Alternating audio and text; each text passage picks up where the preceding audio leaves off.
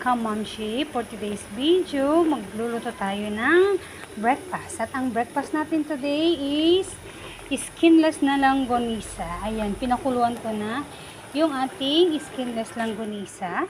At ayan na po, after 10 minutes, okay na siya. Hanguin na natin sa tubig. Ayan, mga kamamshi, napakasimple lang magluto ng ganito. Ayan, at ito na nga mga kamamshi.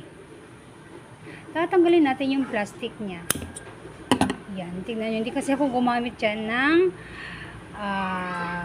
pangalan nito?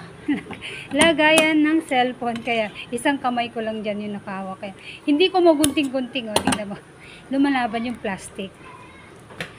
Laban na laban ng plastic, mga kamamshi. Ayan na nga. O yan, gugupitin ko ulit. Tatanggalin natin yung plastic niya. O, ayan na nga. Tatanggal ko na. Nagunting ko na. O yan. Tatanggalin na yung plastic. Ayan, yung plastic na yan, hindi kailangan. Huwag mo iprito na naka-plastic, kamamshi. Ayan, nagpainit na rin ako ng tubig, mga kamamshi. At ipiprito natin ito hanggang maging golden brown. Ayan. Masakit na ng mga buhay-buhay natin, mga kamamshi. Ayan, gusto ito ng mga aking kids na almusal. Kaya ito yung lulutuin natin at kakainin nila bago sila pumasok sa school. Ayan na nga. Ayan, gumamit na ako ng tinidor kasi tamad akong kumuha ng sandok. Ayan, okay na yan. Basta sure lang na hindi madurog-durog yung ating pinipritong skinless na langgonisa. Ayan na nga. Bilog-bilogin. Ayan. Balik-balik rin natin.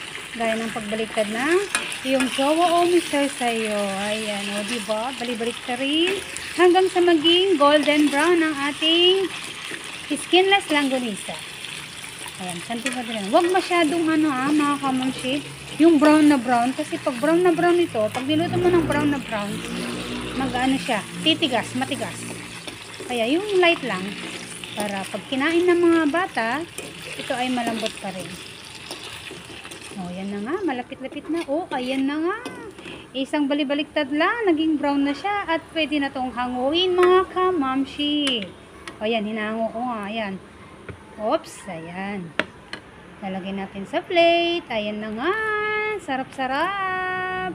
Ready ng ating breakfast for today. Thanks for watching.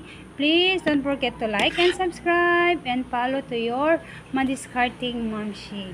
Good day! At ito ang inyong mga mamshi, ang inyong mamshi na nag-iiwan ng God bless us all. Bye and God bless. See you soon!